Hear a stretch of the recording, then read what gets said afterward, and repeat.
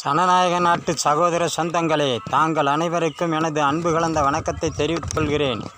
ஜாதி என்பதெல்லாம் உண்மையில்லை என்றாலும் ஜாதிக்கும் கட்சிக்கும் வித்தியாசமில்லை.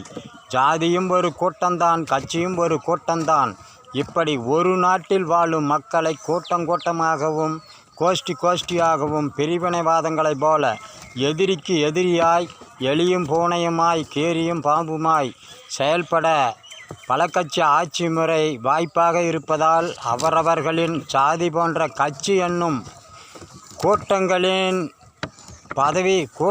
பதவி பெறவும் பணங்காசு சம்பாதிக்கவும் வாய்ப்புள்ளதால் பொது நலம் காண முடியாது.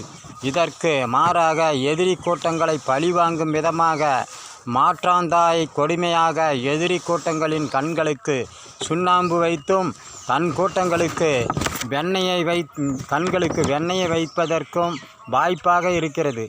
அதனால் இந்த பல கட்சி ஆட்சி முறைக்கு பதிலாக கூட்டங்களின்றி செயல்படும் சுயேட்சை அரசை அமைத்தோமானால் லஞ்ச ஊழல் செய்ய முடியாது. குற்றங்குறைகள் செய்தாலும் தண்டனையிலிருந்து தப்ப முடியாது.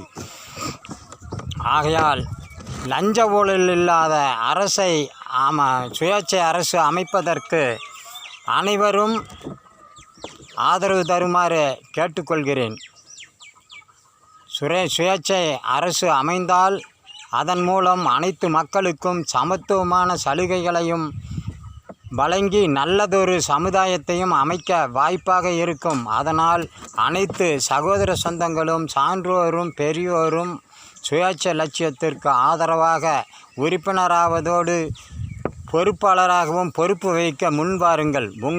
உங்கள் வாழ்க்கை மேலும் உங்கள் வாக்கை எப்போதும் நோட்டாவுக்கே செலுத்தி இந்த கூட்டு கொள்ளையர்களிடமிருந்து நமது நாட்டை காப்பாற்ற முன்வாருங்கள். நன்றி. வணக்கம். சுயேட்சை லட்சியம் தொடரும். மீண்டும் சந்திப்போம். தூண்ட சிந்திப்போம்.